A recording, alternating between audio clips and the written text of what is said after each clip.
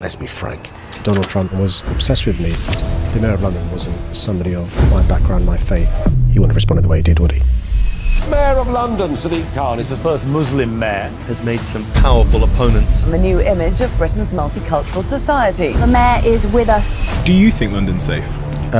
Well, we've reduced homicides, knife crime, gun crime. I don't think people feel safe in London. I'm not excusing it, I'm explaining it. Cuts have got consequences. There's been a lot of instances of police officers who have attacked, raped women and girls on the streets of London. What are you doing about that? We're doing it now. How? I've been criticised for this. Since you were elected mayor, what are the things you look at and go, do you know what, I failed there? Well, that's a good question. But I'm running for re-election in 467 days' time. I'm not going to answer that question honestly because the others are going to use it against me. You can't tell the truth because someone might use it against you? I think most MPs have got to be inauthentic. I'll tell you why, because... What's been your hardest day as London mayor? There's been a few. At least 58 people were killed in the fire at Grenfell Tower. I still remember the images. I still remember the heat. One family, 6 people wiped out. And a number of terror attacks in London. London Bridge, Westminster Bridge, Finsbury Park. I went to a lot of funerals. That summer was hard. Yeah. I just want to start this episode with a message of thanks. A thank you to everybody that tunes in to listen to this podcast. By doing so, you've enabled me to live out my dream, but also for many members of our team to live out their dreams too. It's one of the greatest privileges I could never have dreamed of or imagined in my life, to get to do this, to get to learn from these people, to get to have these conversations, to get to interrogate them from a very selfish perspective, trying to solve problems I have in my life. So I feel like I owe you a huge thank you for being here and for listening to these episodes and for making this platform what it is. Can I ask you a favour? I can't tell you how much you can change the course of this podcast, the course of the guests we're able to invite to the show, and to the course of everything that we do here, just by doing one simple thing. And that simple thing is hitting that subscribe button. Helps this channel more than I could ever explain. The guests on this platform are incredible because so many of you have hit that button. And I know when we think about what we want to do together over the next year on this show, a lot of it is going to be fueled by the amount of you that are subscribed and that tune into this show every week. So thank you. Let's keep doing this. And I can't wait to see what this year brings for this show, for us as a community, and for this platform.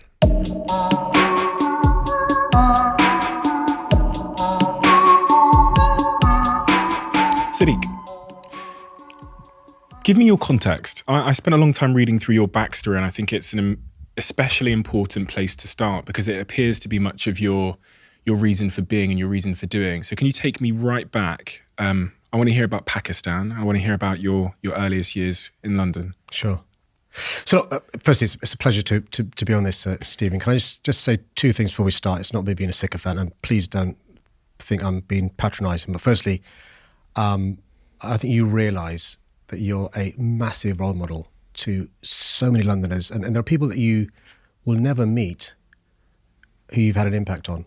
And so thank you, firstly, for that. And I meet people that you don't meet who, when I say, who's your role models, and I pray you in aid to give examples of the hard work you do. So thank you for that. But secondly, congratulations. It's always lovely to meet somebody who's incredibly successful, who's normal. So look, my family's story is quite complicated. My grandparents and great-grandparents were in India, both on my mum's side and my dad's side. And the story of India was part of the British Empire.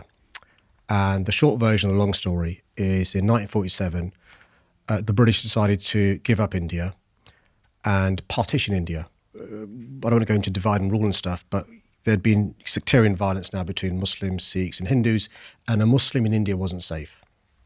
Just like a Sikh and a Hindu, generally speaking, in West Pakistan and East Pakistan weren't safe. Why? Because these countries were going to be ostensibly Muslim, and the Middle India ostensibly Hindu and Sikh. So my grandparents and great-grandparents left everything behind. So my parents had experienced being immigrants once already, right, from India to Pakistan, and they had a comfortable life in Pakistan, middle class, upper middle class. My dad decided, he was in the Pakistani Air Force, he went first to Australia, and if any Australians watching this is no aspersion on your country, it's a great country, right? He didn't really like Australia. And so when he went back to Pakistan, he didn't want to go to Australia to live, and he came to London. and he made London his home. And this is a London which, yes, when he first came, there were signs saying, no blacks, no Irish, no dogs. By blacks, anybody who wasn't white.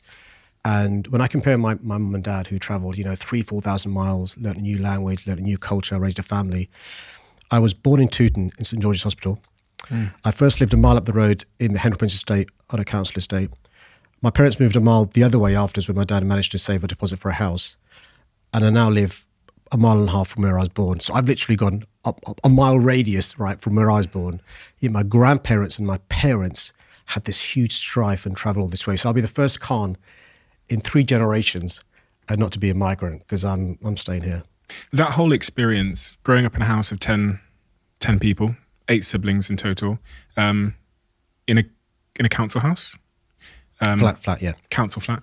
The immigrant story you've told there, watching your parents struggle to provide for all of you, what imprint has that left on you when you look back and go, that's why I am the way that I am? I'm really trying to get at the real defining attributes, the things that make Sadiq different from the average person on the street, the work ethic, and with that, I also want to know, one of my guests on this podcast that was the coach for Michael Jordan and Kobe Bryant said that we all have a dark side, and much of our dark side can be attributed to the thing that makes us quote unquote great.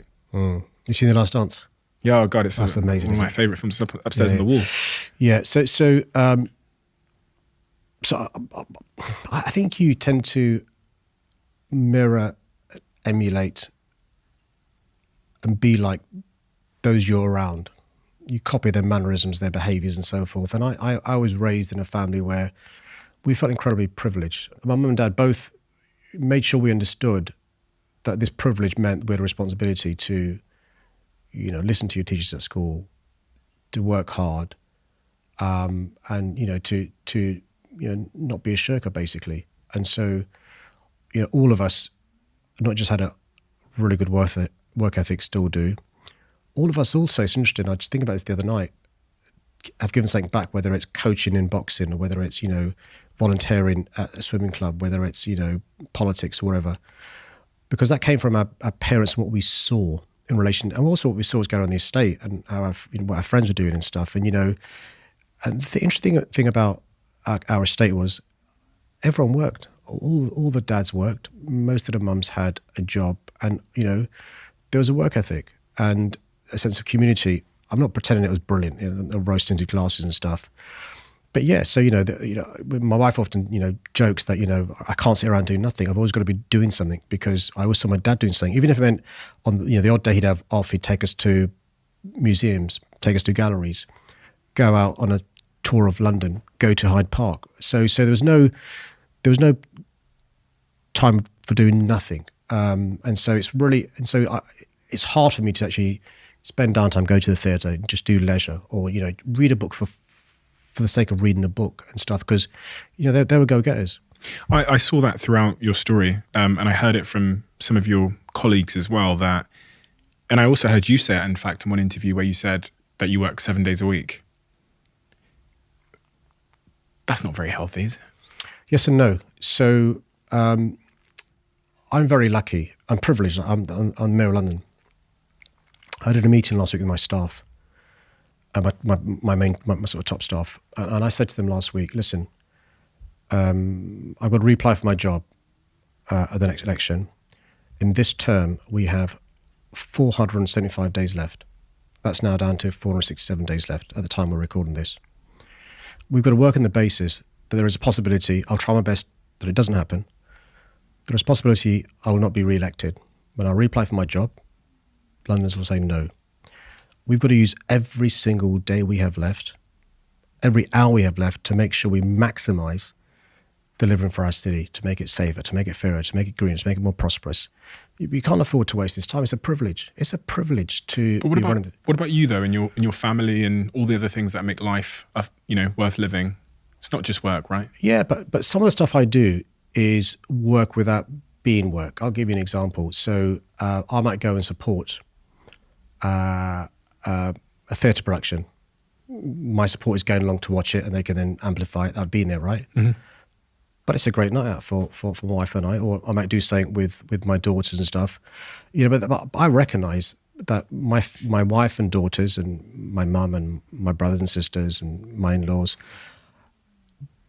have made sacrifices by me doing my job, and I'm cognizant of that, and I'm grateful for that. You can't do the job that I'm doing without the support of your family. By the way, you can also do this job. I work 3 days a week. The previous guy did that, right? You can do that, right? But he may not have felt privileged to do the job. I think it's a privilege. And I remember when I was in government, and I remember in 2010, the last year, I sat around the cabinet with Gordon Brown and the team. And I think there were some incredibly talented people around that cabinet in the prime of their game. Some incredibly talented special advisors in the prime of their game. We lost the general election, and their peak years, they're not in government. They're not advising the government. Had I known in 2005 when I first became an MP, and had Tony and Gordon sat down with the 300 plus MPs and said, listen, we've got to maximise these 5 years between 2005 and 2010, I think things would may have been different, because we'd have realised it's a privilege we've got to use every day we have, And so I'm not criticising Tony and Gordon, but I'm saying you don't know how long you've got your job, right? And so my view is you make the most of it. There's time to rest later on. That's also not guaranteed though, right? Well, in terms of life generally. Yeah, but I love my job. I've been lucky to have 3 big jobs. I was a lawyer for 11 years, loved it, loved being a lawyer. I was a parliamentarian and a minister for 11 years, loved it. And I'm now the mayor. I've been the mayor for the last 6.5 years. And so if you're lucky enough to have a job you love and your family is supportive, you've got to have a supportive family. My wife is so supportive. She's not just an incredible cheerleader. She gives me good advice. She pulls me up, when I bring the arrogance home or I have delusions of grandeur. She makes sure I put the bins out. She makes sure that I'm doing my bit, hoovering up, cleaning up and stuff. You need that at home. You need that sense of normality at home. My daughters, geez, there's no airs or graces in my house. They're both back home now after finishing university. They're both working. And so they're supportive. They support what I'm doing. They know I'm here. If I spoke to your wife and I said to her, what annoys you about Sadiq? Because I could tell you what my girlfriend would say in a heartbeat. She'd say, Stephen, it's just an hour and a half. How long have you got? And it's a long list. I'm sure there's a long list of stuff. I think because people don't get to see the impact that being a politician has on the family at home. Now, this is one of the things I'm super interested in with all my guests is how that then impacts all the people we don't get to see. Yeah, that's right. So what I did at early stage was I involved my office. So my team in my office, a lot of them are now my best friends. I've worked with them so long. They know Sadia and they know the kids. So simple things, my team will send Sadia my diary for the week in advance. So Sadia knows what I'm doing. The nights I'm out, the nights I'm in, which things she'll be coming along to. And so the family's involved in that. At home, we have, on the fridge, which tells us who's at home for walking Luna and so forth. And so it only works when you share what you're doing and stuff. My wife's got her own, she's got 2 jobs herself. So it only works if, everyone's on the same page. It does not work. And a lot of my friends in politics, marriage breakups, a lot of my friends in the law, marriage breakups, all the sorts of problems and stuff. So you've got to have not just somebody who, is supportive of you doing it, but is an active player in you doing it. And you've got to make sure that parts of your work life are shared with your home life. There's a couple of conditions we have at home. What is the biggest friction, though? That's the question I asked. So, we don't have much friction at home. Work-life balance is an issue. Me missing another family event or me not being able to go to a distant friends or relations social event. But we don't really do friction. I'm trying to think that the last time we had, it's diary management. So last Saturday, for example, I was doing something for work, and then I promised to go to a party in Eastbourne, an anniversary party of a friend, and then do something back in London on Sunday. So negotiating that with my wife and my daughters was quite a feat. You mentioned you were a lawyer for just more than a decade. I think the word is skeptical. I said this to Matt Hancock when I spoke to him about why politicians become politicians. You had a great job, paid a lot of money. You made the decision to to quit that job very abruptly and go into politics and become ultimately a Labour MP. Why? So the sort of the qualification to that question, you're right, by the way, that's all right, is it was the MP for Tooting. Yeah. So what I wasn't going to do was give up my legal career. And by the way, it wasn't just a great legal career, but I had a great future ahead of me because, you know, just the two of us ran the business, very profitable. Gone from being, you know, a business with just employing 8 people to more than 50 when I was a partner. But the opportunity came to be the MP for Tooting. Tooting I was born and raised in, literally.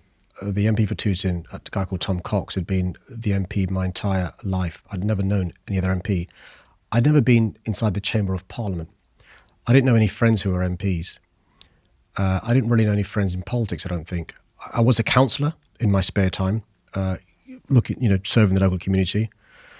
As a lawyer in my spare time, I was chair of Liberty, human rights group, you know, chair of Legal Action Group, a legal aid charity group. But the opportunity came to be the MP for Tooting, and, you know, I couldn't say no, because, you know, it was the chance to represent my community in Parliament. And the way I described it at the time, because people were saying to me, what are you doing? It doesn't make sense, was, you know, I was blessed to have a good legal career, and if I won a case for my client, he or she benefited, or if I settled a case. If the case went to one of the higher courts, we'd set a precedent. Setting a precedent means that other people benefit from the precedent of the case because you've changed the law. And that's a big deal, and, you know, I was blessed to do that. But when you're in Parliament and you're part of the government, you can pass legislation or amend legislation that affects millions of people. So not just people in Tooting, but people across our city and our country. And being the MP for Tooting was why I gave up the legal career, and not to be an MP for MP's sake, to be the MP for Tooting. Why does that matter to you, helping millions of people?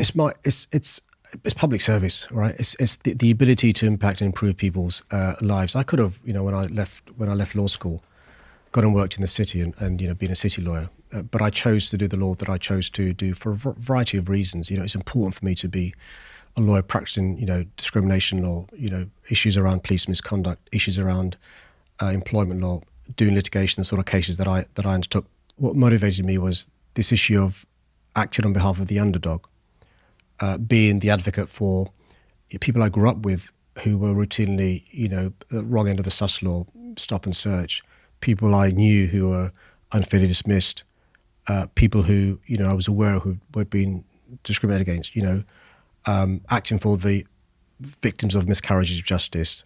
That was important to me. Why? A number of reasons. My inspiration for being a lawyer is, have you read To Kill a Mockingbird? No. I wanted to be Atticus Finch, right? We want to be Atticus Finch. And then when I watched, when I was growing up, this program on TV, you're too young to remember it, called LA Law. I wanted to be this lawyer called Fuentes. Jimmy Smits played this lawyer who was doing these really good cases. But also, I remember a number of things happened around that time where I felt helpless. You know, the way my dad was treated in his bus garage, the bus garage was closing down, felt helpless, we couldn't do anything about it. You know, going on a march was fine, but you need to challenge this in the courts if you could. If you couldn't, use the court system, you got to change the laws.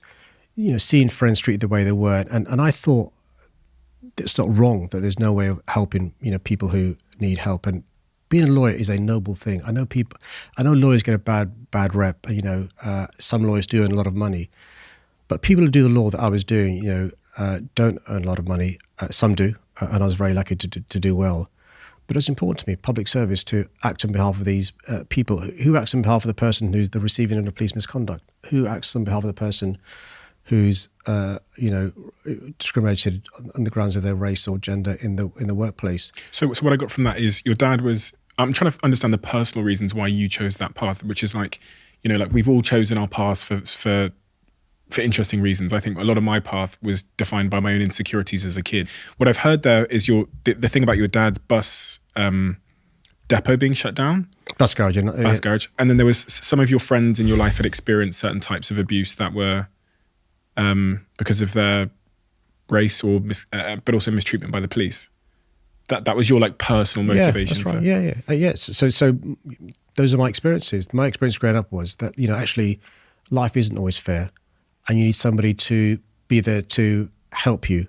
And it's never been about it sounds, frankly speaking, a bit, wankerish, but it's never been about yourself making money. None of my siblings have, followed path, which is interesting actually. None of us have followed paths where it's been about, making money for money's sake. It's about doing a job we enjoy and trying to give something back where you can, whether it's being a teacher, whether it's being, a coach or whatever. Over the last 10 years, in your own view, which direction do you think London has gone in terms of like safety and in terms of desirability and in terms of world influence over the last, let's say, 10 years? Because I think it's my view that it's probably gone in a negative direction in terms of like influence, safety, and yeah, I think generally like the respect of the capital. And I think, a number of factors have contributed to that. Obviously, the pandemic has been a big one, but then I think generally the knife crime issue and the safety issues, and these are all things influenced by biases, right? Because when I moved to London, I was burgled really badly. 3 a.m. in the morning, came in my house, stole everything. We never heard anything back from the police. There was no interest in helping us. So, but just generally, I've lived in other parts of the world. Yeah, no, sure. Lived in the Middle East, spent time in Dubai, lived in New York for many, many years. New York's not necessarily safe at all, but other parts of the world seem to be much safer. And it's funny because when I speak to some of my friends who've been successful in business and they talk about why they're leaving the UK, it's one of the top 3 reasons is always safety. It's always, I don't feel safe in London.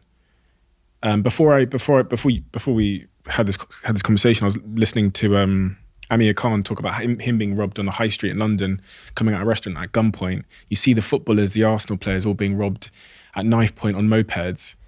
My girlfriend had her phone snatched out of her hand while walking, and you just think, oh God, it's not safe to be in London. First, I'm really sorry about your experience, and I hope it wasn't too distressing. So if you look at London over the last 10 years, the last 20 years even, if you park Brexit for a second, because we can come back to that in relation to the impact of Brexit on London. London is a global city. I don't want to go to various metrics, but we're doing incredibly well as a global city in relation to foreign direct investment, in relation to the diversity of people coming to London, in relation to the tourism to London, in relation to retention of talent, in relation to the diversity of our economy. It's not just the financial services, professional services, legal services, life sciences, higher education, culture, tech, so forth. So the underlying strengths are still there, and we are doing incredibly well. We punch well above our weight in relation to the rest of the country. Because of how well we're doing, we contribute, roughly speaking, every year net to the Treasury, £42 billion, and it's been going up over the period of time. So we, as a slice of the national pie, contribute far more than we're supposed to, bear in mind the size of our city. And it's because we've managed to attract talent and keep talent. That's why I'm here. Yeah. But the reason why I might go is because it's... Well, let me come to that in a second. Yeah, doesn't feel safe. And so one of the challenges we've had post-Brexit is to keep that talent here, and we can talk about some of the stuff we've done to keep it. In relation to safety, it is a fact, and I'm really sorry for your experience, genuinely, Stephen, because I meet too many people like you being the victims of crime. But I'm afraid the bad news is since 2012 and nationally 2013, serious violence has been going up since 2013 across our country, including London. London is not separate from the rest of the country in feeling the impact. Now, without excusing criminality, and I'm not excusing those people who burgled your house, by the way, and I'm not saying this with their motivation, but there is a link between, and crime has complex causes, by the way, without excusing it, and I believe very simply you've got to deal with it in 2 ways. One is to be tough on crime, more policing, give them the support they need to make sure they deal with the criminals. I call it a public health approach, and I'll come to that to explain what I mean. And tough on the complex causes of crime in relation to dealing with the underlying causes, deprivation, poverty, alienation, inequality, and so forth. You can't escape the fact that since 2010, we've had massive austerity in this country. So there have been 21,000 fewer police officers across the country in the last 12 years. That is a fact. We've got youth clubs that have closed down, youth centres closed down, after-school clubs not taking place, weekend clubs not taking place, unemployment's gone high until very recently, and so forth. I'm not excusing it, I'm explaining it. And so, when I became mayor, one of the things I promised Londoners I would do is to be straight with Londoners about the problems in relation to, I was quite clear straight away saying, listen, these cuts have got consequences. and we've got to recognise there are consequences. So I'm going to use the limited powers I have and raise council tax. That's one lever to bring money in and use it to pay for more police officers. And I was criticised for doing so, but I had to do it because of your experience was one I'd heard too many times before. So we've paid for 1,300 more officers, not enough, but it's all I can do. There's a limit how much you can raise council tax to. It's a regressive tax. But also use business rates money to open up youth clubs again, youth centres, employ youth workers, have summer schemes. We have now 32,000 mentors. We're going to get to 100,000 over the next 2-3 years. Mentors are crucial in my view. And the good news, I'm not complacent at all. And Amir Khan's experience was also awful. The good news is we have bucked the national trend. So across the country, homicides are going up. In London, they're going down. We've reduced homicides, knife crime, gun crime, teenage homicides, burglary since I became mayor. Nowhere near low enough because we've got to invest more in the police and invest more in the causes of crime. And when I talk about a public health approach, Stephen, what I mean by that is this. Think of crime as you would a public health issue. What would you do? You deal with the infection, you got to kill the infection, right? More police officers, got to arrest people. You got to stop the infection spreading. Really important we stop, the crime spreading, people thinking that you can be successful by being a criminal. We've got to stop it, deal with the gangs, so forth. But stop the infection occurring in the first place. Stop the crime occurring in the first place. And, it's a source of pride to me. We've not made the progress, but our policies, being tough on crime, invested in the police, and we are reforming the police at the same time, but also investing in young people is leading to the turnaround in London. And we've bucked the national trend in London. And as a global city, you speak to, as I do regularly, the mayor of New York, the mayor of Chicago, the mayor of LA. Those are our comparators with respect, not... Do you know what it is? I would just like to feel really safe.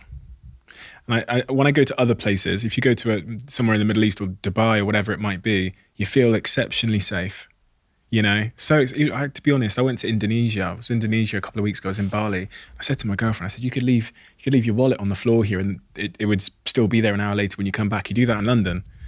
Not only have you lost your wallet, you probably come back, you've lost your shoes or something, and I just... There's also some great charity, generosity, and, Londoners aren't quite like that, Stephen, to be I don't fair. think they feel safe. I don't think people feel safe in London. No, and more so if you're a woman or a girl. If you think you don't feel safe, one of the big challenges that we've got is making sure that women and girls feel safe. Is this all solvable in your view? Without a doubt. We saw in the 2000s, between 1997 and the mid-noughties, huge progress made in reducing crime, and it was dealing with the two things that I said. You've got to be tough on crime, tough on the causes. You've got to invest in policing, but also invest in dealing with the causes of policing. It definitely is solvable. We've made progress in the past. We're making progress in London and now.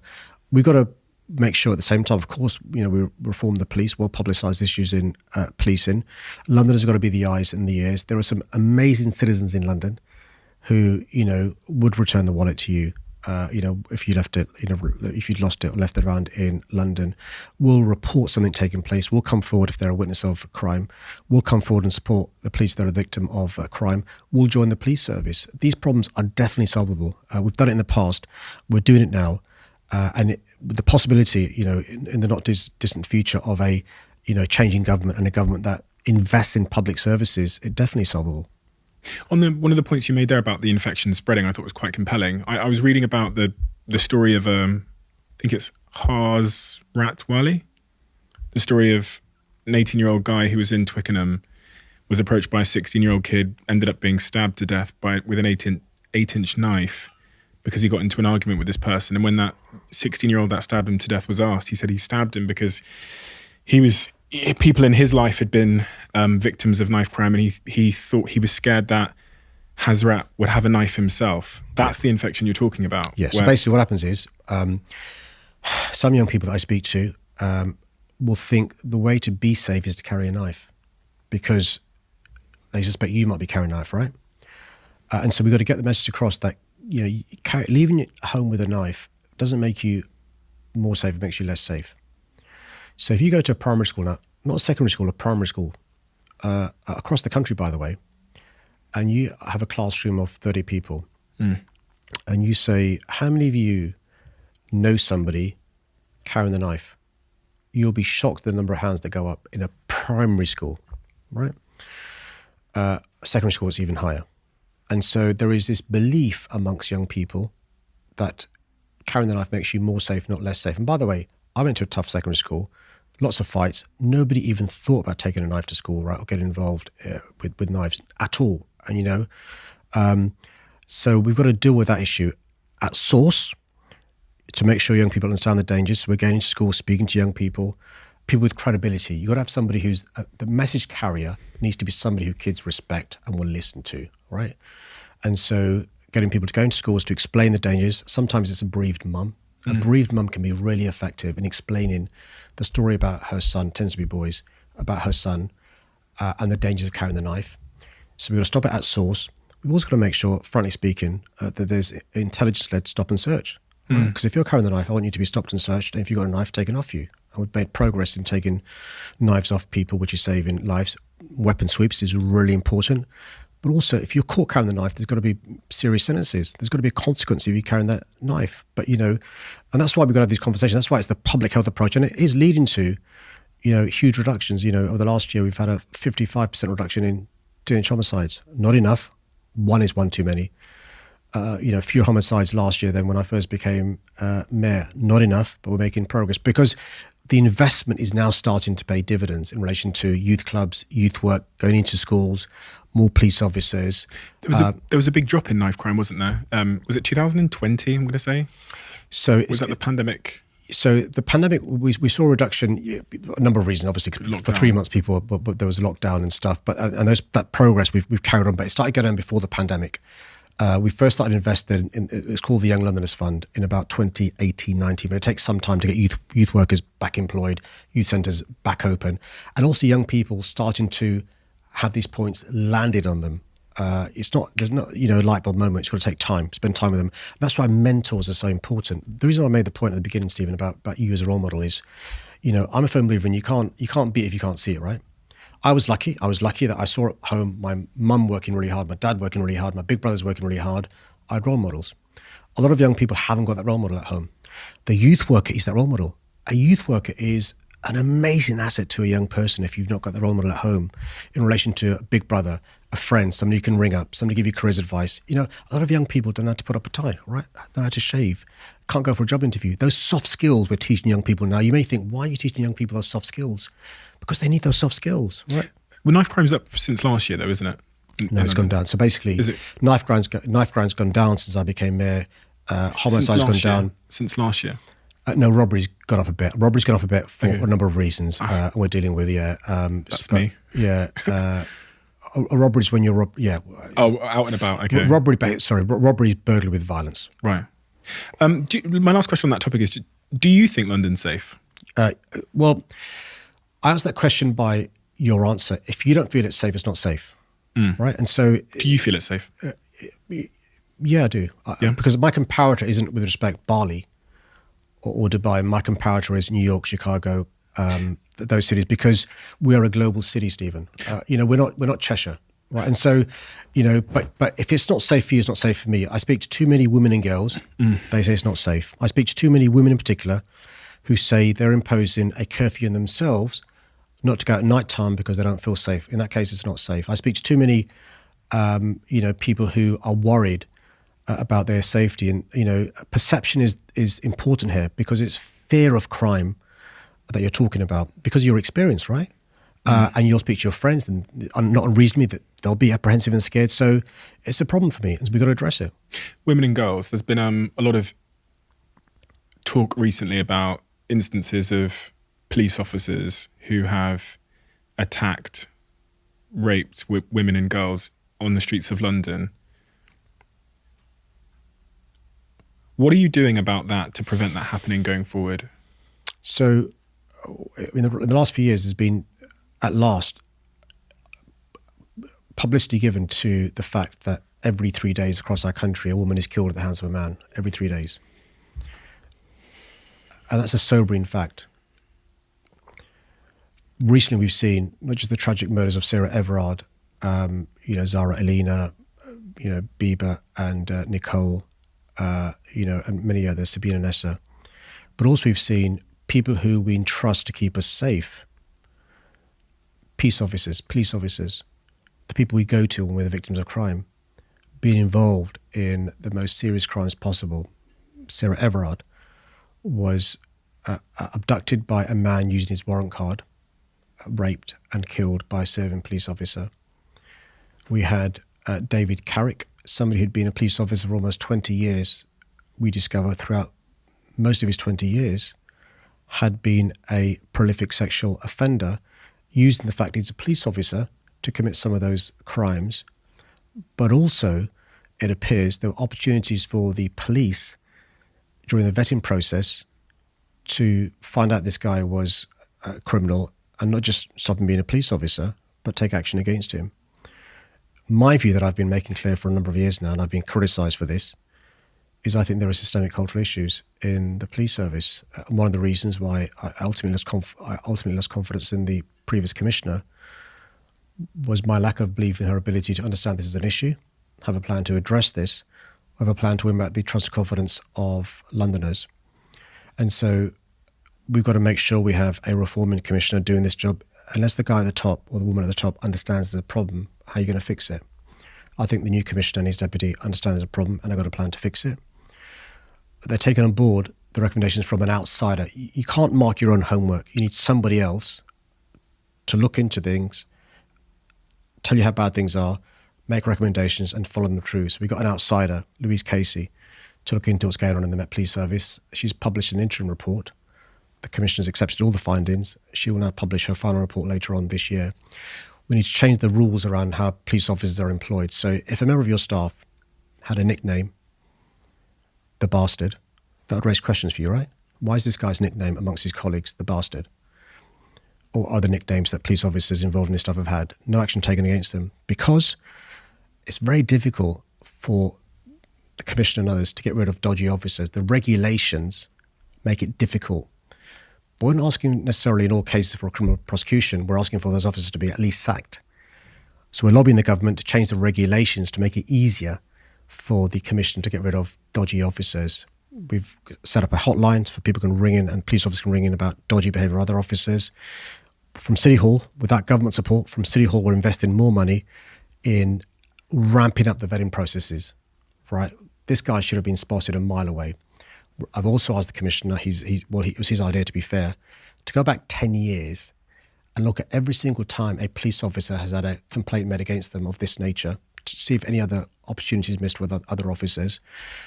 We've also got a new unit which we're invested in, an anti-abuse and corruption unit. But my view is this, by the way.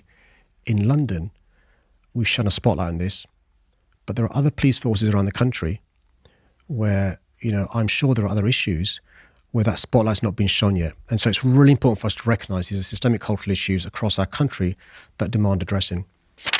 Quick word from one of our sponsors. I've got a tip for all of you that will make your virtual meeting experiences, I think, 10 times better. As some of you may know by now, Blue Jeans by Verizon offers seamless, high-quality video conferencing. But the reason why I use Blue Jeans versus other video conferencing tools is because of immersion. Their tools make you feel more connected to the employees or customers you're trying to engage with. And now, they're launching one of their biggest feature enhancements to impact virtual events so far called Blue Jeans Studio. I actually used it the other day. I did a virtual event using the studio, which I think about 700 of you came to. TV-level production quality, all done by one person with very little technical experience on a laptop. So if you've got an event coming up and you're thinking about doing it virtually, check out Blue Jeans Studio now. Let me know what you think, because I genuinely believe, I know this is an advert and I'm supposed to say this, but I genuinely believe it's the best tool I've seen for doing really immersive, simple but high quality production virtual events. It is that time of year again when my life becomes incredibly reliant on Huel. I'm busier than ever. I'm trying to be nutritionally complete in all that I do. I'm trying to make sure I get all of the vitamins and minerals that I need in my diet. And Huel has been, for the last 3.5 years, the primary reason as it relates to my diet that I've been able to be nutritionally complete while also being incredibly productive. They've also been a sponsor of this podcast since we launched the podcast. And so I owe them a huge debt of gratitude for enabling this show. And in fact, when we hit the 1 million milestone on YouTube with this podcast, I sent it to the founder because I've never shared this before, but he actually said to me when I started the podcast, he was like, you're going to absolutely kill it. You'll have millions of subscribers. You'll be this big. You'll be that big. So many people will listen. And I don't know if I believed it, if I'm being completely honest, but he believed in us in this show before we'd released one episode, which is a remarkable thing. And he gave me a huge amount of self-belief in myself. So thank you, Julian Hearn, for that. But also thank you, Huel, for creating a product that has helped me and helped my health stay intact in my busiest days over the last couple of years. Back to the episode. What's been your hardest day as London Mayor? There's been a few. I think Grenfell Tower, I still remember the images. I still remember the heat. I went to a lot of funerals. That summer was hard. I'm still in touch with the families. I see them often, and whenever I see them, it comes back. But Grenfell was just, and it still sticks with me because it could have been us. It's a council estate, diverse estate, lovely community. Those families will never be the same again. And every time I go there, and I spend time with the families, you just think of what these families are going through. One family, 6 people wiped out. Another 11-year-old child who'd won an essay competition. And, when you speak to those who were the judges, she would have gone on to being, this amazing woman, lost her life in that fire. And so that 2017 was hard because we also had at the same time the awful fire at Grenfell and a number of terror attacks in London, London Bridge, Westminster Bridge, Finsbury Park. That summer was hard, because I spent a lot of time. I like to. I think it's important for me to spend time with bereaved families. So when I was an MP, when I was a lawyer, I spent a lot of time with bereaved families, my clients. When I was an MP, there was ever a homicide in Tooting, I would meet the families, ask to meet the families. When I became mayor, I started a practice where whenever there was a homicide in London, my office would write to the family and say, look, obviously give them my condolences, but give them my details and meet with the families. And so after Grenfell, I went to a lot of funerals, a lot of families, and those families' stories stay with you. And I'm still in contact with a lot of them. That summer, June 2017, you referenced the London Bridge attacks as well, where I think 3 men in a van mounted the sidewalk, then jumped out with knives and killed, I think, 8 people in total in Borough Market. When you see this happening, you're at home, right? 10 p.m. at night, you're watching the telly, you see this happening. What goes on in your head?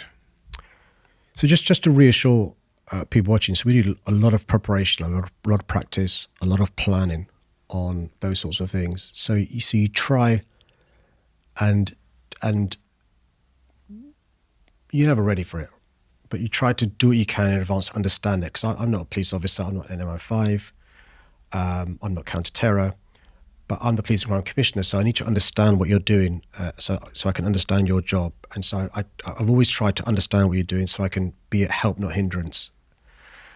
And so when it happens, there's a lot of uncertainty in real time what's going on. But the good news is our police and other partners are trained for the phrase is a marauding terrorist. There's a phrase for it. There's training for it, and we learn from other countries when this happens. So the first time this sort of terror tactic was used, that's well known about, was in Delhi a number of years ago. So our police have learned what's happened there, and so we practice a lot of this stuff in relation to what the firearms team will do in the situation, what the police response will do, what my role is going to be, where I should be, and so forth. And also, you've got to give assurance to Londoners. You can't play into the terrorists' hands. Look, what does a terrorist want you to do? A terrorist wants to terrorise you and have panic spreading, changing behaviour in a way that's perverse and so forth. So it's really important, the response I have to a terror attack, because I could inadvertently be playing into the hands of the terrorists. Where does emotion come into all of this? You're seeing, carnage, you're seeing death. Is there a place for emotion in all of that? in real time, there really can't be. In real time, there can't be. In that sort of stuff, there can be when it comes to a fire in Grenfell, which is a different sort of thing. But because people are looking to you to provide leadership, and panic isn't good leadership. And so one of the reasons why I've asked for and we've had the practice, the preparation, the planning is to make sure there isn't panic and there isn't emotion, because you've got to make rational decisions and provide reassurance in a cool, calm way. You can't go to a Cobra meeting and be hysterical. You've got to be explaining the facts, what you've ascertained, what you're going to do, what buses are going to be diverted, what tubes are going to be stopped, and so forth. And the other important thing in London, in that sort of context, Stephen, is what we can't afford to happen is reprisals, right?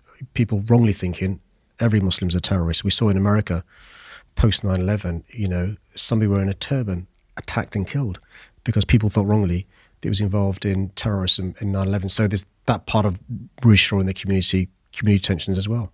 After that incident happened, Donald Trump came out and made some disparaging comments about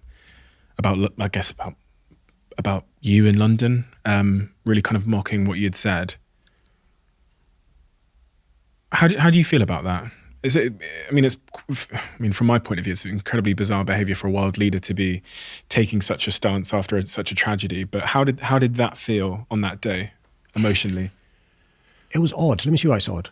There's basically an understanding we have. There are certain cities and certain parts of the world are targets of terrorists because of our values, because of our way of life, and so forth. And so there's a sense of solidarity. We saw it happen in Paris. We saw it happen in 9/11, right? There are other examples around the world in Manchester, the awful, events of the Ariana Grande concert and so forth. And so there's always a sense of solidarity, and you'll see world leaders, mayors and others sending a message of solidarity.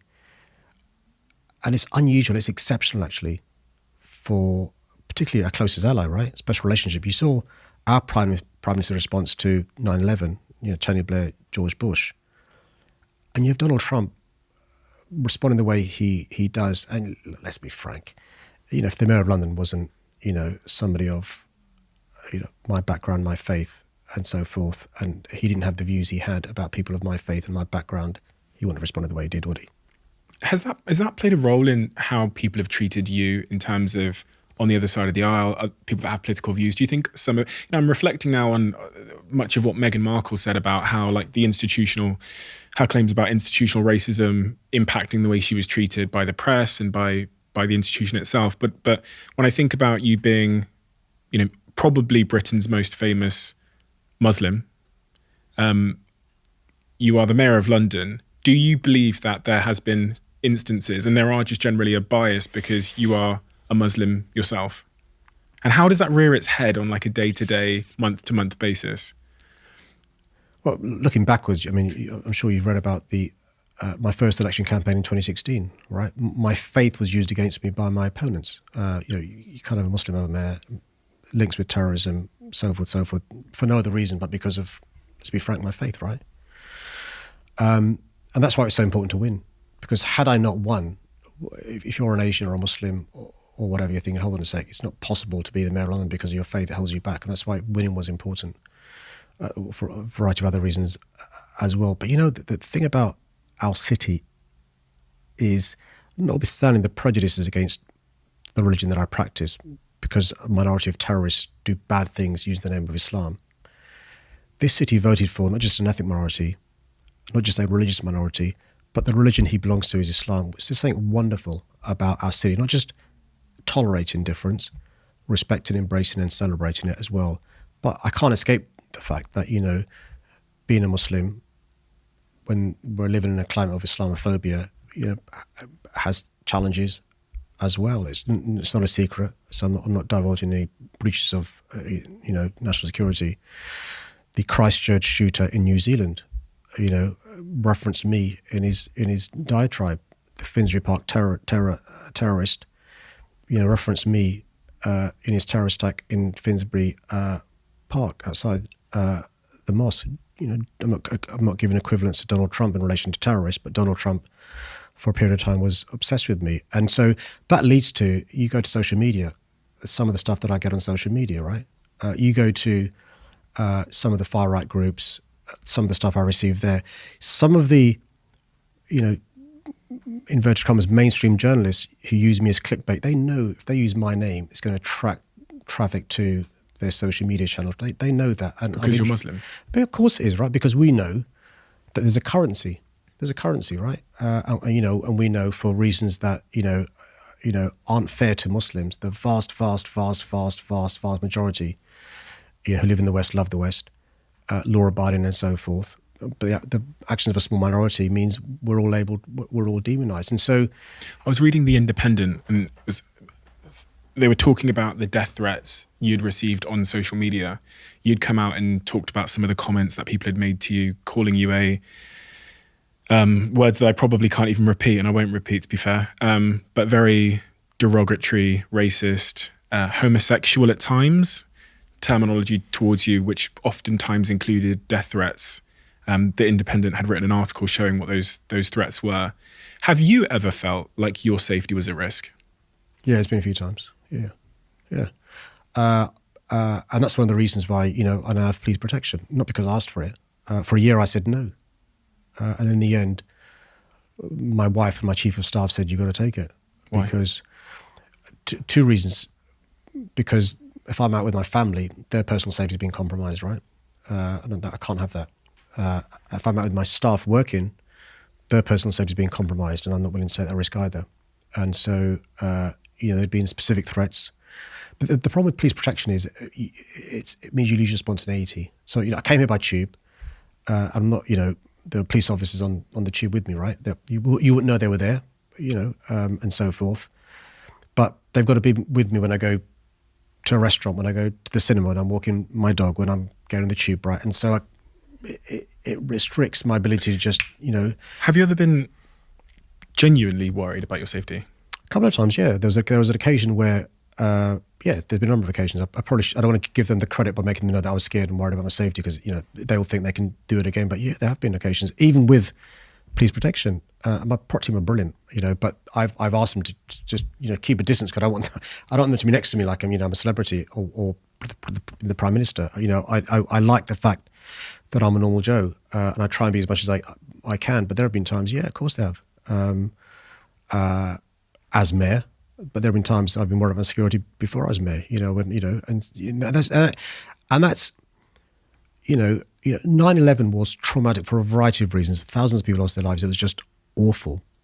What it did, though, was it gave permission for people to treat all of us, in a way that I had not experienced before. So when I was growing up, the P word, the N word, the W word was sometimes used, and my white friends, black friends, and me knew we'd see the red mist and there'd be fight, right? You couldn't, but it was never about faith. And I'm not saying one is better than the other and stuff, right? But something happened where it became about faith and the Islamophobia stuff, and there is still a great sense of solidarity in relation to people still defend me who aren't Muslims and stuff, right? But what it does is a number of things. Firstly, if you're a mum or dad and you're Muslim and your son or daughter's thinking about a career in politics or public life, you say, you know what? If someone like Sadiq Khan's getting that sort of stuff, I don't really want you to get involved in politics. Or, and this happens a lot, if you're somebody who wants to amplify my social media or be supportive, and you do it, and then you get this diatribe of hate because you've done that, there's two responses.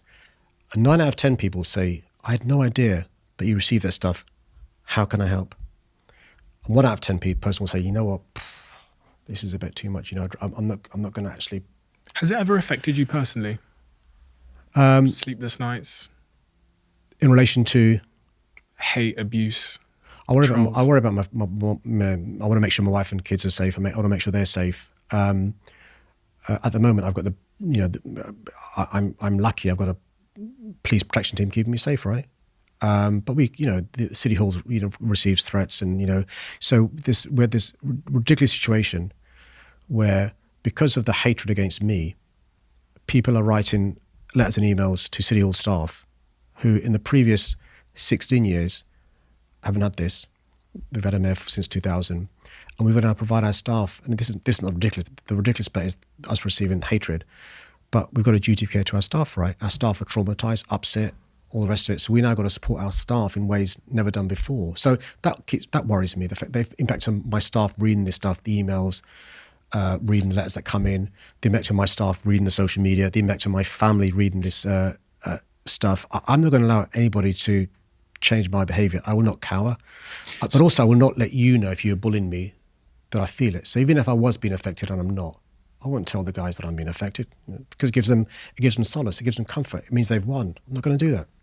But in this kind of medium, I think there is value in sharing that, because people don't realise, right? So it's a world that we don't know, so we don't care about, so we don't as a society do anything about, because we don't even know it exists. I mean, much of what you've said is news to me. The fact that you're telling me your staff need, I'm presuming, psychological support because of the amount of abuse you're getting, and at the heart of that is your religion and your race.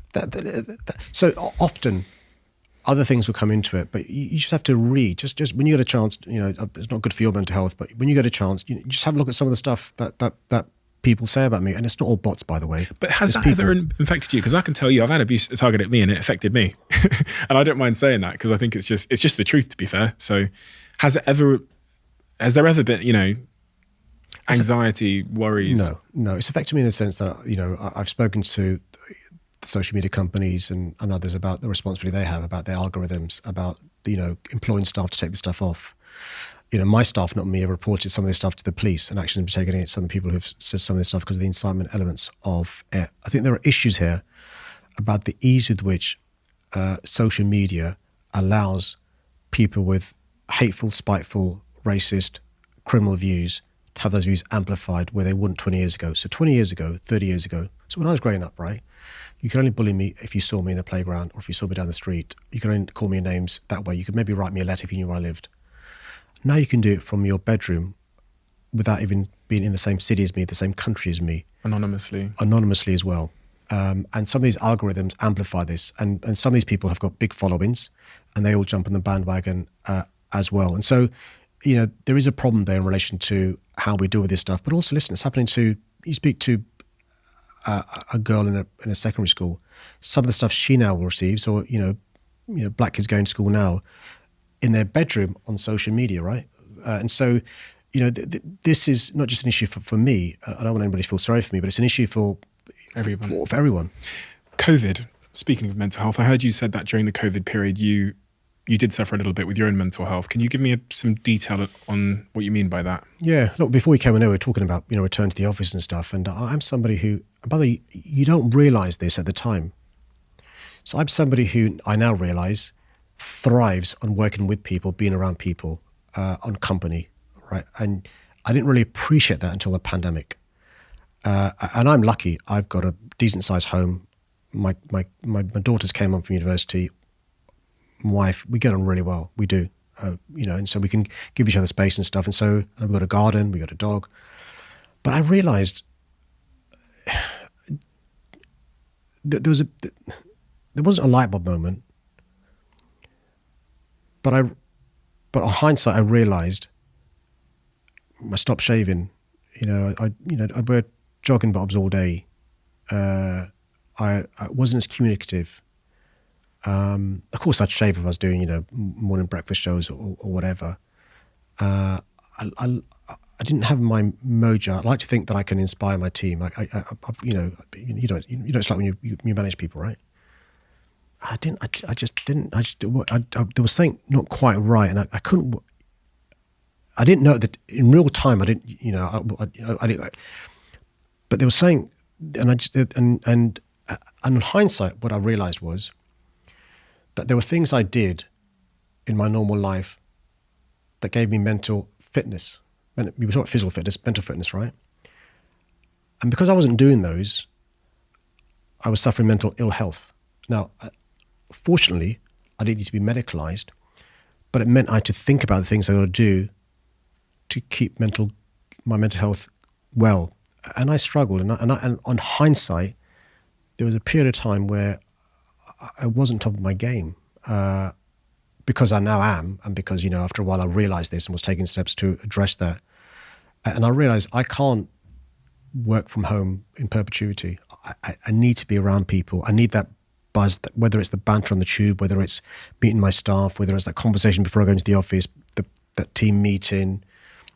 I didn't realise that's what helps me keep my mental health, but also makes me, be effective. And it's other things, sport. I didn't realise how important sport is to me. I didn't realise not playing tennis, not going for a run, not playing football. I didn't realise that because I thought I did that to keep physically fit, not realising actually it's an integral part in my mental well-being. When you think about your job as mayor over the last, since you were elected mayor, where do you think you've let yourself down? Well, that's a good question. I think you alluded to this early on, that the 7 days a week stuff. When you speak to most experts, and I speak to lots of, I'm privileged, speaking to you, I speak to lots of people who, they say that's really important to get the balance right in relation to being fresh for the time where you've got to be on. My response is I'm on quite a lot. So I've got to use the time when I'm off to make sure I recharge my batteries. And so I think that pacing myself, I've tried to run a marathon as a sprint. And what about policies, things you would have liked to have gotten done that you've not been able to get done? A lot of people have levelled things like housing and will we be carbon neutral by 2030? What are the things you look at and go, do you know what, I failed there? Yeah, well, I'm not going to answer that question honestly when I'm running for re-election in 467 days' time, right? Because the answer is going to be used against me. But let me tell you some of the stuff we've done lots of stuff right as well as just stuff we've done wrong. I think the biggest thing I've done wrong. Is that like a real thing where you can't tell the truth because someone might use it against you? Listen, I think the thing that I've been least effective about, and I've said this before, is that we've not managed to persuade the government the importance of devolving more powers and resources to London. The government's, my dad used to say that you should judge somebody by the friends you keep, right? I've got a different saying, which is judge somebody by their enemies, and the government don't like me, right? And so politics is the main reason, and so the government, and I think I've sometimes not helped because of my pugilistic nature, and I worry, have Londoners been let down because the government see me as an enemy, not giving London the support they would give if somebody else was the mayor. And so I've tempered, since I won re-election, I've tempered some of that because I realise I can't allow my natural adversarial nature and my dislike of the government to get in the way of doing business with the government. So that's the honest answer. But by the way, I meant what I said about this. When you said tongue in cheek, well, can you not be honest? Yeah, because I'm still in the game, right? So when you ask an ex-politician questions like that, they'll give you a candid answer, but you can't. Because it's like ask Tyson Fury. Tyson, what's the weakness in your game? What you wouldn't do that. I'm not saying I'm Tyson Fury, but I'm still top of my game. It's really interesting. I part of me think it's an interesting game, politics and all this stuff. It's not a game. You just said you're still in the game, so I'm using your word, but it's an interesting game to me because I don't feel like politicians can ever be truly themselves. They can't truly speak their mind, and I wonder if that's actually acting against them. I think there's almost this political kind of philosophy or whatever, where you kind of have to be a little bit cagey. You kind of have to never really answer a question. You kind of have to get by. Yes and no. Trump was, to his credit, the thing he did, and I hate to say Trump did anything well, but the thing he did, you know what you're getting with this guy. Whether it's good, bad, driven by narcissism, whatever, you have this sense that he's telling you what he thinks. I've got at least 17 responses to that. Let me give you a couple. So one is, which is interesting, is I think one of Trump's tweets that he said against me was hashtag stone cold loser, describing me, right? Mm. Well, he lost his re-election, I didn't. True. Right? So he's a one-term president, right? Barack Obama isn't. Even George W. Bush isn't. Do you think he's coming back? He's going to try and come back. And he's got a good chance. I think DeSantis will probably get the Republican nomination. How do you feel about that? Him coming back, honestly. Well, I want him to come back and be beaten. So I think politics. The reason why I said about I'm still in the game is because it's a good metaphor. Because I learn a lot from sports. Cause I love sports and stuff, and a lot of leadership skills I get from sports. But let me tell you why you're both right and wrong in relation to your observation, which I think is right and it's wrong. So when you're an MP, I think you're right. I think most MPs have got to be inauthentic. I'll tell you why. Because in Parliament, There's something called collective responsibility. And you've got to stay in your lane for a start. So if you're a transport minister, you can really only talk about transport. Because if I have a view about health, it'll annoy the health secretary. Or if I've got a view about foreign policy or health, it'll upset the foreign secretary, right? Or the budget. And so you've got to stay in your lane, which is a frustration because you've got to stand by the policies they've got in their other areas, right? So you've got to be inauthentic. But also this thing called collective responsibility. So inside the cabinet, what happens is, if there's a good, strong prime minister, there'll be an argument and discussion inside cabinet about policy, and you can have a different view. You can be honest then. But once you reach a view, when you leave the cabinet, all of you have got to defend that view and be advocates of the view. And that's why you're spot on. So, and it reminds me of being a lawyer. I've got to say, hand on heart, there were cases I had where I didn't agree with the brief or like it, but I had to argue the case. I was the lawyer, right? And the same goes when you're an MP. The difference when you're the mayor or the president is you can be yourself. So what's Labour getting wrong? I think we're getting lots of things right, to be fair. Come on, there's not. I mean, I think you know, when I think about the last 2-3 years since Keir became leader, we've got a lot of things right. I think the frustration voters have, which I think is not fair, is we're not putting enough flesh in the detail, right? And there's a reason for that. I explain. So the answer to your question, direct answer is, we're not giving enough retail policy, enough reasons to vote Labour. Yes, time for change is effective, but people would say what Labour's getting wrong is not giving details of policy. My response is, hold on a sec. You got to peak at the right time. The general election might not be until 20 months away. So if Rachel Reeves, our Shadow Chancellor, came out with a policy on the budget, well, the economy in 20 months' time is going to be very different from the economy now. How can she honestly be asked to give a tax and spend policy now? Or Keir Starmer announces a great policy, the windfall levy on energy companies. Sunak nicks it, dilutes it a bit. So Sunak gets the credit, not Keir. Your best policy has been started. So there's this, and so the point is, you've got to peak at the right time, and the peroration has got to come in the weeks before. That's interesting. The election, because the question I asked is, what's Labour getting wrong? And you didn't answer. You didn't. I did explain this. It's the retail part. That's the public perception of what Labour's getting wrong. Yeah. I'm saying, what do you think Labour's getting wrong? Yeah, but Steve, that's my point. Listen, if you say nothing, that's fine. No. Listen, but my point is this: that there's 2 points to that. One is, I say this with respect and love. You know, advice I give to Keir, I'd give in private, not in public, right? That's the first thing. Fine.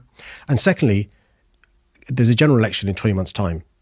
And, you know, my point about, you know, whether, you know, I'm still in the game is, you know, I want to make sure that privately the views I've got about what Labour's getting wrong are sorted out before the general election, rather than telegraphing to the opposition the things we're getting wrong so they can, you know, using the boxing metaphor, try and knock Keir Starmer out. And that's kind of similar to what you were saying about the MPs having to kind of stay in their lane because they can't be critical of anything else that's happening around them. I get it; it's a party. I guess that's how the system works. But as a muggle who isn't that interested in. Well, I'm interested in politics, but I'm not heavily engaged. But in politics. here's your conundrum, though, Stephen, and it's a good conundrum to have, which is the next general election. Probably one of two people are going to be prime minister. Right, Sunak or Keir Starmer, unless Sunak goes the way of Liz Truss and Boris Johnson, right? And so politics isn't perfection; it's relativism. And so you got to choose between one of these two. There's nobody else. It's not Keir Starmer or perfection. But do you know what it is, though? It's the appearance of perfection, right? Because as you said, who's perfect though? In our lifetime, no one is. But that's what I'm saying. It's the appearance of it, in the sense that like you can't criticise Labour. So I can, believe me, I can. Look, I'll give you an example. Publicly, I mean, publicly, in the last 2 weeks, I criticised Labour, right, on Brexit. I believe Brexit's been an unmitigated disaster, right? I believe that we've got to be much closer to the EU, and that includes, by the way, yes, outside the EU now, we are outside the EU, but being members of the single market and customs union. That is not Labour's policy, right? How does Labour get back in power? When I was younger, listen, again, if I'm wrong about any of this political stuff, please, like with my dates and stuff, please forgive me. But I'm just saying, when I was younger, Labour were in power. And then since pretty much over the last 10 years, Labour haven't been back in power. What's Labour getting wrong? Why isn't it resonating with the voters? And how does Labour go about fixing that? So the last 100 years, I mean, we've only been in power for a third of that. To give you an idea of, we're not the Man United of politics, you know. And so a number of things we've got to do to win back power. First, we've got to change ourselves. So we've got to, the first part of it is reorganizing labor ourselves. So internal stuff, the internal wiring is wrong, right? Really What's wrong with it? So this idea that anybody who's successful, we've got to bash. This idea that that the way we fundraise for our party, the way we employ staff and fire staff, this sense of nepotism and stuff. There's lots of things we got wrong. In the last few years, we got to sort ourselves out, including organisation. Employ the right people, get rid of the wrong people. Have proper social media campaign, all that sort of stuff. Proper campaigning techniques. So the internal stuff you got to do, the stuff you don't see, how we select candidates, right? All that sort of stuff, right? The second part of it is be an effective opposition. Expose the Tories and call them out when they get things wrong. We can't rely upon the mainstream media. 80% of the mainstream media is supportive of the Conservative Party, right? It's just a fact. So we've got to be an effective opposition in calling them out and hold them to account, right? Including stuff that would otherwise not be seen. So call them out in relation to policies on the economy. Call them out in the policy in relation to health service. Call them out in relation to policies on education. And the third part, which is the crucial part, is to show the country we've got policies to be an effective government. And that's my point about the perception is we've not done the third part yet. And my answer is holding this door 20 months to go. My point is this. I don't want to win an election because it's time for change by itself. I want you to be inspired and enthused to vote Labour because of our policy offer. And that's your challenge back to me, saying, what's your why vote Labour, right? It's interesting. I've been doing a lot of reading over the last couple of weeks because I'm writing my new book, and I've spent, a good 30 days in total probably in the jungle reading about psychology and why people, what makes people behave and act and whatever. And the clear answer from all of that research that I've done and all the studies I went through going back almost 100 years was that people respond emotionally instead of to logic. And so when you say that we need to lead with better policies and stuff, it kind of goes, it stands in the face of all of the psychological research I've been reading that says that people are illogical, emotional beings that are driven by their fears and desires. And I think about politics, honestly, right? And I'm just being completely honest. I think a lot of it is actually just a very instinctive feeling about the person, And this is why I go back to the point. Em đến nhẹ nhàng như cách em đi qua cái khảng lãng mạn như thi ca khiến anh chẳng nhớ được gì cả, chỉ chút vừa vã anh ghi và anh không biết được là đôi mình còn gần bên nhau bao lâu nữa. Nhiều lúc anh nghĩ hay thôi mình có lẽ là đừng yêu nhau nữa, vì cãi vã nhiều quá anh mệt lắm, chia tay nhiều quá anh mệt lắm, tất cả ở em đều mệt lắm. Nhưng rồi thời gian cũng hết năm, em thì vẫn ở đó vẫn nắm chặt tay vẫn kể môi sát môi, anh thì vẫn như vậy vẫn nghệ sĩ nghèo chỉ có lời hát thôi. Em à, người ta mất nhau trong 2 tuần và ta xa nhau cũng 2 lần, anh không có phải thằng cờ cũng biết trái tim đâu đó đã phai dần, phải cần một sự liều lĩnh để thấy mình còn luyến thương nữa không. Mình sống với nhau như vợ chồng nhưng tình thế này thì chưa giống, bài nhạc anh viết vẫn chưa xong, liệu rằng ngày đó có mend our relationship with Europe. There's a different answer, but you're right. It's an emotion, and so there's a great phrase, right? You campaign in poetry and you govern in prose because Exactly. It's the emotion, right? Yeah. It's the emotion is really important. But my point is we see where it's got our country. Where has emotion got our country? And so I think actually one of the failures of politicians, and I also plead guilty, is we've lost the art to be good teachers, right? Political education is lacking in our country. And so I think a good politician should use his or her role in a non-patronizing way to educate people. You asked me really good questions about crime, right? Now, the easy thing to say, just lock them up. Let's arrest ourselves out of this, right? That plays to your emotion because you want the people who burgled your home to be arrested, put in prison, and the keys thrown away, right? Probably. I'm just afraid to, right? But actually, it's my job to, in a non-patronizing way, try and educate you without excusing criminality, but saying it's a bit more complex than that, right? Yeah. But you understand, though, I sat here with... I get the emotion, I get it. I sat here with a neuroscientist called Tally Charlotte, and she has basically written a book about this, about how the brain has a default towards listening to emotion. She actually referenced Trump. She said in that debate with the doctor, I think it was in the 2008 elections or 2012 elections, when asked about the autism vaccines, the doctor who Trump was up against in the debate referenced facts, stats and figures. It then comes to Trump and he tells a story about one of his mates with a big needle, he uses all of this descriptive, emotional storytelling language. And Tally, even though she knows the science around vaccines, she said she was a little bit put off giving her daughter the autism vaccine after hearing Trump, even though she knew it was nonsense. And for me, that just goes to show the power of like emotion and storytelling versus the feeble influence that stats, facts and figures. I saw it in the Brexit campaign, right? So what happened in the Brexit campaign is Nigel Farage and his lot put up this poster. Yeah, about the NHS and about immigrants. No, the poster was a queue of Syrians giving the impression that they're going to flood our country because of the Turkey allegedly joining the European Union. And emotionally, that played to people's concerns around immigration. I mean, Brexit was a proxy of immigration, right? And so it was an emotional stuff because rationally, it doesn't make sense if you work for Nissan in Sunderland to be voting to leave the EU because your boss is going to be affected by it, right? And so I don't disagree with what you're saying. Your analysis, I get it. It's emotion rather than rational. My point is, yes, that's true in relation to human behavior, but actually at the same time, we've got to be explained to people that actually it is an X factor.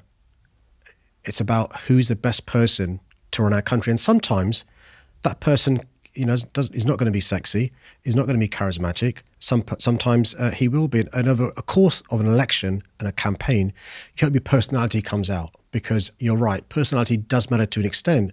But actually, I want our leaders to know how to, how a balance sheet works, understand what makes a business tick, understands the importance of entrepreneurship, job creation, public services, all that stuff. I want that too. It just seems like deep innate in human psychology is this desire to... Dẫu không cách nào mang nắng về đêm đông cũng không hái được sao trên trời kia đem xuống, nhưng sau này có thể đưa em giữ hộ tiền lương, sau này có thể làm việc nhà nếu em lười. Nhân gian thường nói không tồn tại thiên đường, chắc do họ chưa từng nhìn thấy lúc em cười. Ấm áp tỏa sáng tựa vầng thái dương kéo anh chuyển động tinh tiến ở xung quanh, hoài ngày hạnh phúc nhất mà anh âm thầm mãi ước, ngày ta đứng trước linh mục và cùng sánh vai lại. Thêm lần nữa tuyên bố nhé, em về khuyên bố mẹ kém rể đi anh đến tuyển ngay, dù ít tin tưởng vào duyên số nhưng nếu em cho số đảm bảo mình nên duyên đấy. Từ khi gặp em Google hết tác dụng bởi em là tất cả những gì anh cần tìm, giống một kho báu để ngăn người khác đụng tới. Đối đầu thế giới anh cũng sẵn sàng cân tim, ghét phải lặng im coi em như cô bạn, nỗi nhớ đong đầy bao giờ mới khô cạn. Khoảnh khắc bên nhau thời gian như ngừng trôi vì em sở hữu sự hấp dẫn vô hạn. Yêu đơn phương cảm giác khó đọc tên, mọi thứ mù mịt giống như đứng trước bão, mãi hy vọng chờ đợi ngóng trông đến ngày nụ hôn đó sẽ một lần được trao. Hương thơm ngọt ngào vương trên mái tóc em gây nghiện cực mạnh, anh ngày đêm ước áo. Quỳnh là loài hoa đẹp nhất trong bóng đêm, cuộc đời này u tối đang cần em bước vào.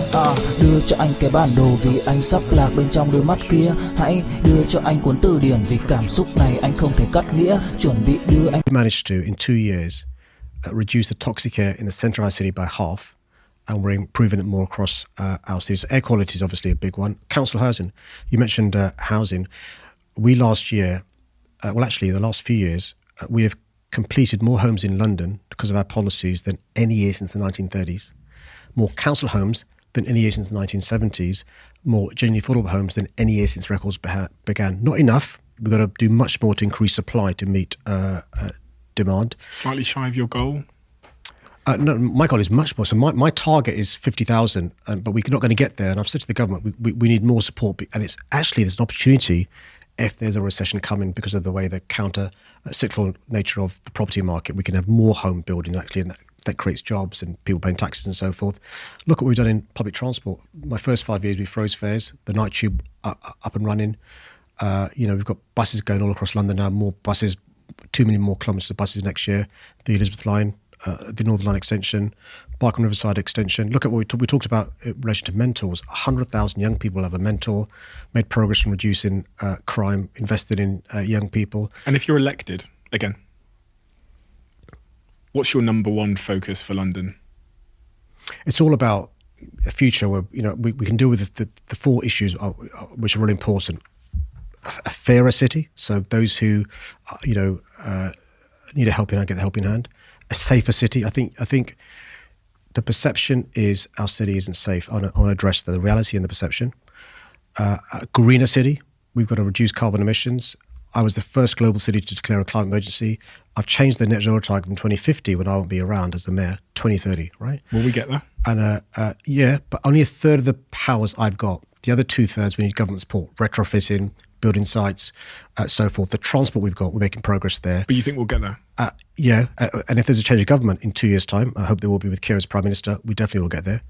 And a more prosperous city as well. I think our competitors are also our collaborators, the Parises, the Singapores, the Hong Kongs, the New Yorks, but they're our competitors as well. We're going to be more prosperous. You're 52 now, right? Yeah. If you were to, God forbid, if this were to be your last day, what regrets would you have about the life you've chosen to live and how you've lived it?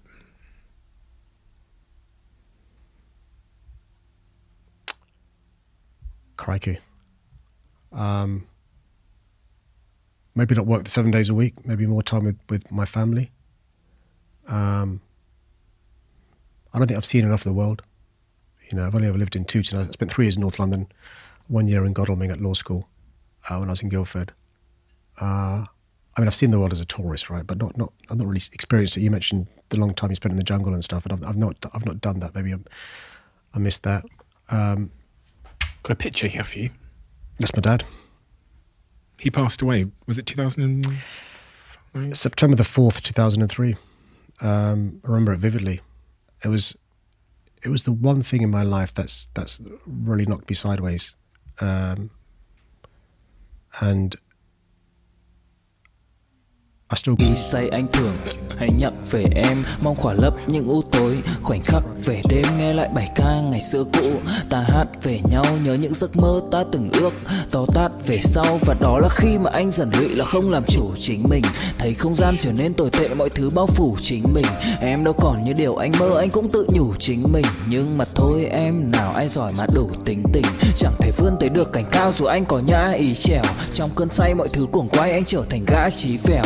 Yêu chân thành là không thay lòng dù em có như thị nở. Ý anh là em như cô tấm, nhìn em như thị nở. Đêm vắng nàng ngón tay xám vàng vì đốt cả bao thuốc lá. Căn phòng chung khi xưa nồng ấm, bây giờ sao bút giá. Một thói xấu mà anh đã quen khi em không ở bên lâu. Anh thường ngồi trong một góc tối nhậu suốt cả đêm thâu. Em mang con tim anh đi đâu, khiến anh mù quáng vẫn cố sáng mỗi khi đau. Em mang con tim anh đi đâu, điều gì choáng váng để xứng đáng ướt mi nhau. Em mang con tim anh đi đâu, khiến anh mù. St Paul, Sadiq Cathedral, the swearing-in ceremony. How old were you when he passed away? I was 33, and what I think about is I was too young when he passed, and I didn't know I was depressed at the time. I was depressed. Sadiq spotted it that I wasn't functioning. I threw myself into work. Shortly after, I ran to be the Labour candidate, actually, because that's how I got through this time. But I think about my youngest brother was only 25 when he passed, and I was, and we've now, I think, since we've had kids, that's made us much more touchy-feeling, talking about feelings and stuff. We hug and we say I love you and stuff, and we. Are there words unsaid to him? Yeah, without a doubt. What are those words? Yeah, they're between him and me, to be honest. But it's yeah.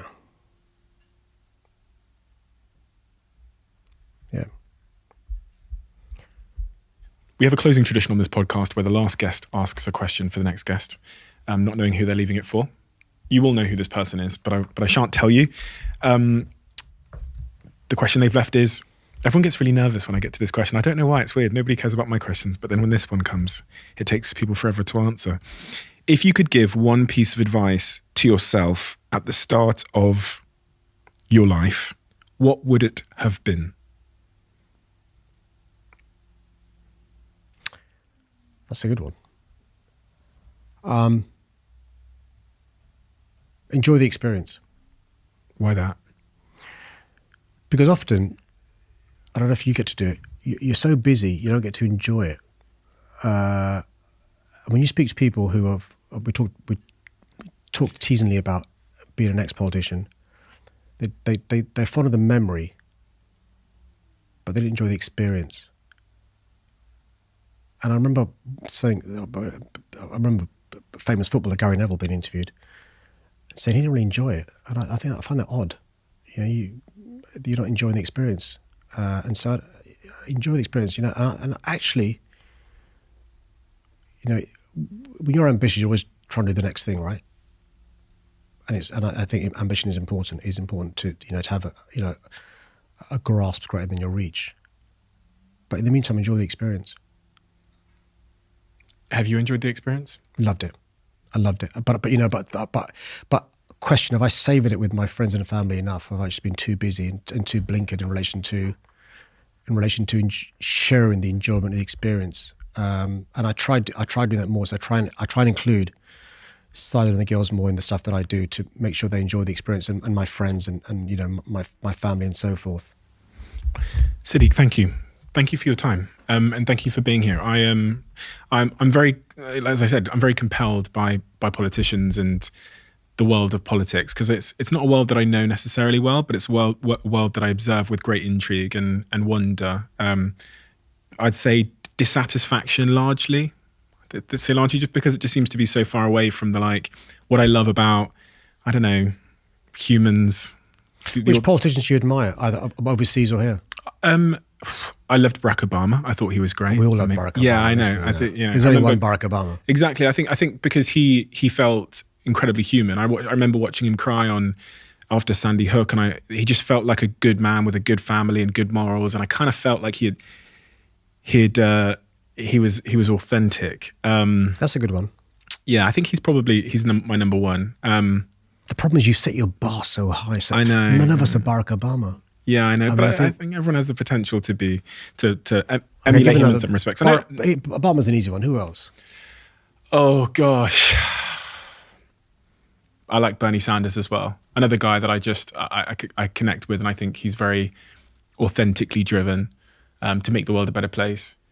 And I see that in your story as well. I see, when you hear your upbringing and you hear, what your parents went through and your grandparents went through, and the plight of those that came before you. You see that, you can see a clear reason why. Sometimes I struggle with that. Sometimes I struggle to understand why people are going into politics. I think it's because of status, or because they want to be famous, or they want power. And but I don't see that in you. I don't see, you had a very well-paid job before you chose to embark on this career path, and your origin story is riddled with all the motivation one would need to pursue such a path. So thank you. Thank you for coming here today. I wish you the very, very best on your re-election. I applaud you on the fact that knife crime has gone down since you became Mayor of London, and I would hope that by the time you leave office, the city feels a lot safer than it currently does for me. I really do hope we hit our carbon emissions targets by 2030. I hope we're able to build more housing. And I hope London holds its status in the world as a place that people want to come, live and stay long beyond their own sort of personal successes.